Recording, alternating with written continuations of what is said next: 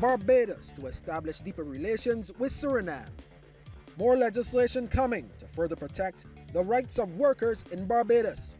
And improving institutional infrastructure could be the key to solving some of the island's economic problems. Credible, balanced, committed. This is the CBC Evening News. A very good evening to you with the Friday, November 16th edition of the CBC Evening News. I'm Ryan Broom in our top story. Barbados has signaled its intention to deepen its relationship with Suriname. Prime Minister Mia Amor Motley alluded to this during a meeting with the Surinamese leader Desi Bouterse. The Prime Minister ends an official visit of the South American nation today. Ms. Motley was accompanied by Minister of Foreign Affairs and Foreign Trade, Senator Dr. Jerome Walcott, and Special Advisor to the Prime Minister on International Business, Ben Arundel.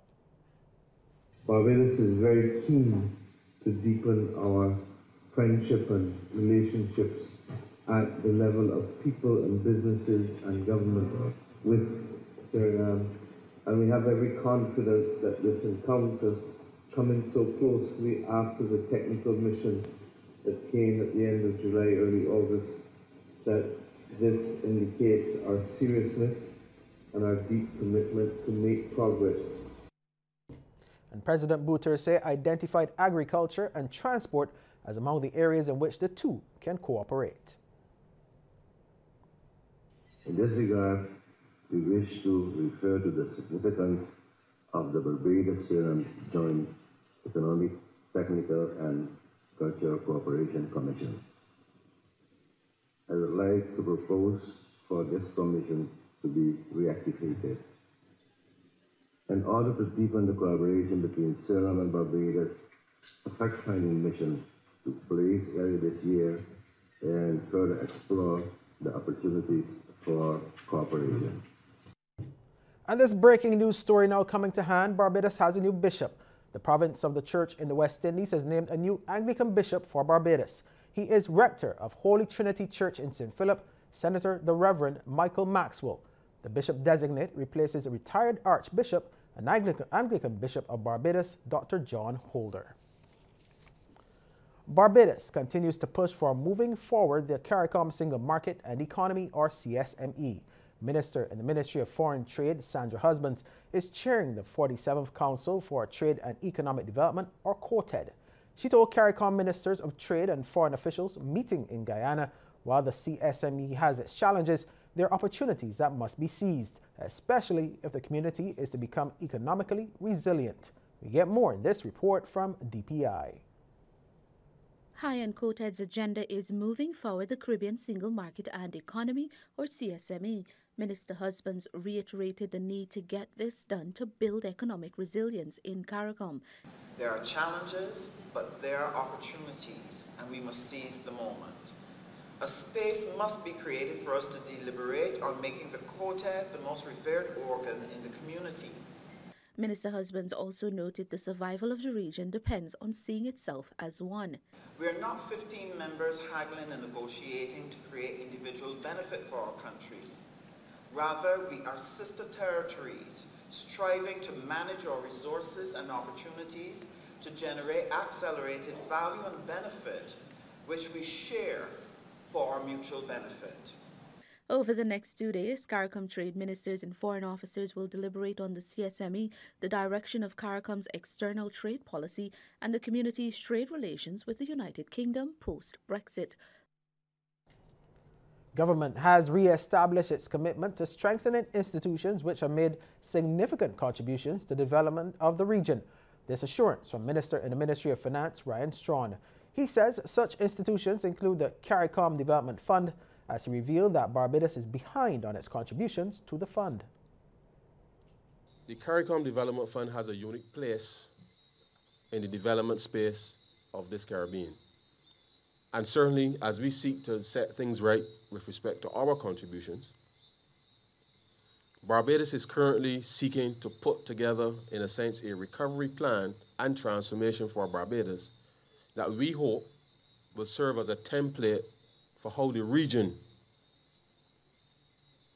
and countries within the region can either individually or collectively seek to follow.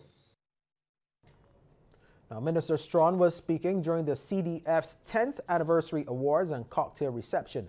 Chairman Dr. Sherwin Williams says the fund has assisted disadvantaged CARICOM countries with some $61 million in concessional loans since its inception, and that figure is projected to increase to $70 million by early next year. Minister of Small Business, Entrepreneurship and Commerce, Dwight Sutherland, wants to see an entrepreneurial spirit ingrained in Barbadian culture. He stressed this point as he delivered the feature address at today's BIMTech Digital Forum at Sweetfield Manor. Minister Sutherland says government is committed to implementing new and modern approaches to facilitate economic growth while encouraging Barbadians to become involved in business and create an entrepreneur in every household.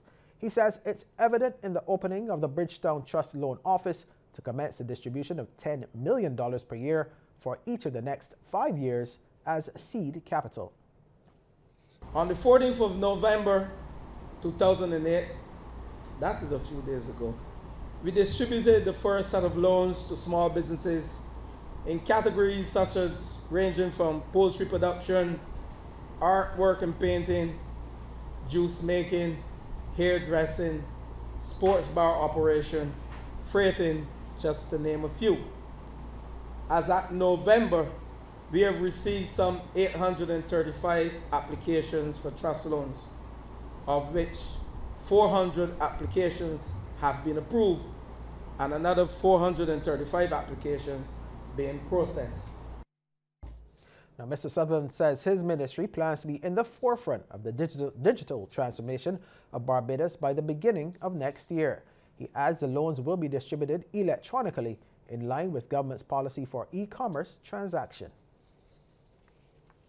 Essentially, the current proposal is to implement a technological platform to manage the Trust Loan Fund, from loan application to disbursement to repayment. A mobile wallet and point-of-sale system will also be provided to allow all transactions performed by beneficiaries and others to be tracked. This facility will provide useful statistical performance data that can be fed back to the Trust Loan Fund Special Unit. An added benefit of the digital wallet technology is that it makes it possible to use the proceeds of this loan without ever performing an untraceable cash transaction. In other news now, government is drafting legislation which will seek to further protect the rights of workers. Minister of Labour, Colin Jordan, says this is not simply an attempt to comply with ILO conventions and sustainable development goals, but because it's the right thing to do. Appropriate legislation will be enacted to offer further protection for all persons. And I'm pleased to share as well that government, through my ministry, we are in the process of finalizing work on the Employment Protection of Discrimination Bill, Protection from Discrimination Bill, and that is in its final stages of production at this time. Now, Minister Jordan was speaking during a meeting of government and civil society organizations. The topic of discussion was creating an enabling environment for local non-governmental organizations. The minister says government fully understands the important role such organizations play in delivering services which it can no longer perform due to limited resources. We will act as a government should as facilitator in terms of providing the necessary framework that allows you to develop and flourish. This government is serious in its resolve to rid the public service of those bureaucratic practices that have served us well in the past but are no longer beneficial, and that in some cases retard efficiency and retard the facilitation of productive and progressive organizations such as yours. Minister of Tourism and International Transport, Kerry Simmons, sees potential for an enhanced tourism product offering once key practitioners are embraced. He says Barbados must reach out across the boundaries to ancillary services which, though indirectly involved in the tourism sector, are still important. I speak, for example, of entities in the beverage industry, those people who making rum, the people who make beer, the people, for example, in horse racing, the duty-free sector. Those are all entities that know that part and parcel of their business success is the fact that Barbados is full of tourists at certain times of the year, and are really trying to get rid of the trough period as well, so that we will have the absence of this seasonality that has stymied our potential. In more tourism-related news, lighting improvements and installation of the closed circuit television, or CCTV cameras, are on the cards for tourist hotspots on the island's south and west coast. Night tours were conducted of the popular St. Lawrence Gap with representatives of the police force, the Barbados Light and Power, and the Tourism Development Corporation, and it was found that lighting in the gap was poor. This was revealed to tourism players during the annual general meeting of the Tourism Development Corporation. A tourism officer with the Royal Barbados Police Force, Inspector Pearson McConney, revealed efforts are underway to upgrade lighting along the popular strip. The lighting to start to go up there, about 15 to 20 lights that we saw were not the case maybe. Because if you don't know, if you check from the bottom of St. Lawrence Gap to almost Luigi's, there are 55 lights. There are 55 lights. And half of them not working, half of them need cleaning, half of them, as I said, there are areas up there that is extremely dark, the back of DVs, where we're hoping to put a 100 watt, right, we're putting a 100 watt light there to help us, help not only me, the police. Another concern for the police, non-working phone booths in the St. Lawrence Gap area. Police say the units can be used to facilitate criminal activity. And Inspector McConney says the police force recently received funding from the TDC to fund a CCTV project on the West Coast. While the Ministry of Education is throwing its support behind the administration of the Grantley Adams Memorial Secondary School as student protests continue over the removal of vendors. You get more in this report from Lorna Jones. In a statement released today, the ministry says it is aware of the issues ongoing at the school. It noted that Acting Minister of Education, Senator Lucille Moe, and other officers from the ministry visited the school and are satisfied that the correct procedure was followed by administration in the removal of the vendors from the school premises. On Wednesday, officials from the Ministry of Health inspected the school canteen and were satisfied it met the requisite health standards.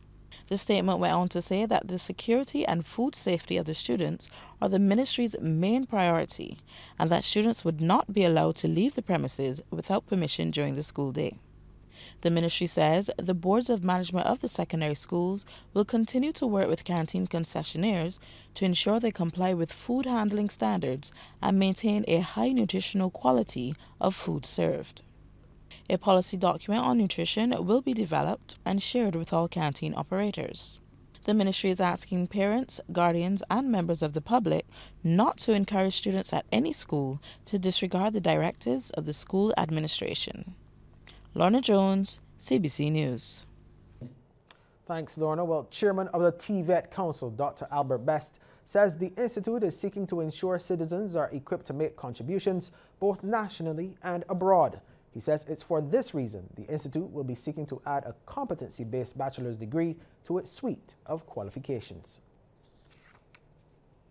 The Bachelor's of Education degree in Technological Education and Training will enable persons to function as either trainers or practitioners in industry. This in turn will help to raise the level of technical and vocational education and training available in Barbados. What is needed to maximize the returns of this activity is a coherent national TVET policy that will guide the process of developing TVET qualifications that are fit for purpose, valid, and recognized nationally, regionally, and internationally. With the advent of email and cellular phones, letter writing has taken a back seat. And postal officials, however, are optimistic interest will be rekindled through the annual letter writing competition. Millions of young people worldwide up to age 15 have participated in the competition at the national and international levels since its launch in 1971, and Barbados secured first place in 2011. Acting Postmaster General of the Barbados Postal Service, Valita Best, says the BPS recognizes the benefits of the letter writing competition. It is anticipated that participation will make not only the students, but also their teachers aware of the important role postal services play in our societies, and at the same time develop the skills of students in composition and their ability to express thoughts clearly. In addition, it is hoped, and we hope, and it's a big hope, that participation will also foster enjoyment of letter writing. Now, out of the 58 entries for the letter writing competition from 6 participating schools, Giovanni Downey of the St. Giles Primary School came out on top. The topic, imagine you are a letter traveling through time. What message would you wish to convey to your readers? Second place went to Joshua Agard of Harrison College, and third, Kaya Knight of the Dighton Griffith Secondary School. The winners were presented with their prizes during a ceremony at the General Post Office at Cheapside, Bridgetown. Featured speaker and educator Colette Applewhite reminded students writing is important, as movies and music start with a writer. She says writing provides several avenues, including a career. If you are a writer, if this is something you are good at, keep developing that skill. Now, apart from the money-making aspect of writing, all right, but writing will go on in any form of future employment that you choose. You may have to write emails, reports, make plans, the works. So you have to provide information and so on. So in any form of business, you will be expected to write and to write well. Never take the skill of writing for granted. Youth Minister Adrian Ford has challenged the Class 3 students of the Vauxhall Primary School to be agents of change through responsible use of digital devices. He was speaking as 40 Class 3 students of that institution this morning received free tablets from the Aaron and Christina Foundation. I also want you to use your devices to promote healthy lifestyles and healthy living. Encourage your peers to reduce the amount of sweets that they're using. And encourage them to exercise as well. This is important because now more so than ever, we are seeing a lot of young people coming down with illnesses that would not have taken place years ago. And I'm saying we have to use these devices for all the worth and the positivity that they are supposed to be used for. And many of the students intend to treasure the devices. Not many days children just get a tablet free from a school. They would not have to go in the store and buy it for hundreds of dollars and stuff. I will use it for research and for schoolwork. I'm gonna try to keep it safe, and I'm gonna do my research for my schoolwork and stuff on it. I'm going to use it for important things, such as contacting my parents and sometimes playing games to keep me happy and research things. This news now, the Barbados Workers Union will have another meeting with the Caribbean Broadcasting Corporation on Monday afternoon to discuss several challenges that have been raised. This is according to General Secretary of the BWU, Senator Tony Moore. It follows a meeting this afternoon with the union and CBC's negotiating team led by John Williams. Now, CBC is set to retrench more than half of its staff soon. I think that we are progressing towards, we are all on both sides. We are hoping that discussions can be concluded in the shortest possible time, because as you would imagine, this is a period that would be high on the sensitivity side, not only for staff that are wondering whether they will be among the numbers going, but also from the perspective of those who remain.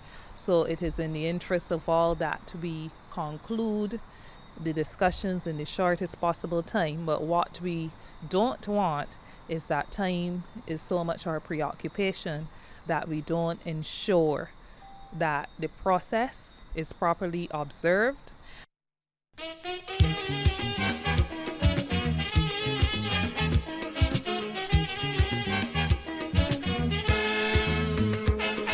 As a child of the 90s, before I settled on my quest to find 2 places in St. Michael with unusual names, I decided to do a search on that trusty app we call Google Maps.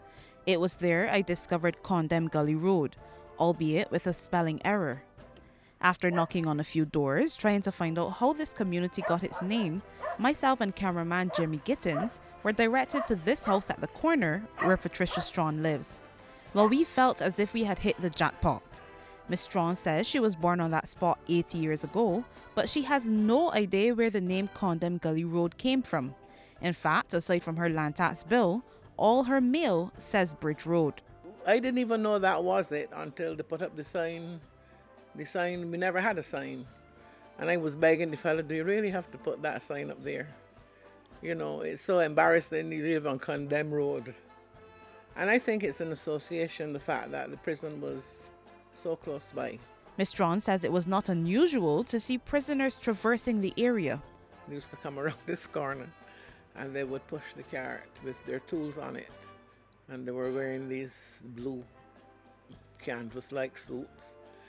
And one thing I remember my mom saying, there was a lady whose son was in Glenderry. And every morning she would come up here and she would put a pack of cigarettes in the grass right there on the corner. So when they're pushing the cart around the corner, he would go down and pick his cigarettes up. And even with that criminal element, she says life was sweet growing up in the district. But it's sad to see what the once close-knit community has become. We have to go back to the days when I could come at you and say, can I have some sugar? Or I only want a spoonful of salt. No, that is gone. It is me, mine. You know, I lived in Great Britain and I found that is one place to learn how to mind your business. Nobody minds anybody's business. You come out on mornings, you say good morning. If they speak, they speak. If they don't, they don't. But coming back here, even that seems to have changed. You know, people used to be so much happier, I found. At the end of Condem Gully Road, we discovered Condem Gully Pasture. Nigel Strawn, who lives in nearby Baycroft Road, says unlike now, the area was once a major sporting hub. Another old pavilion where the fellas used to play basketball and so on. Since the building's new on, everything just changed. The youth just don't use the pavilion.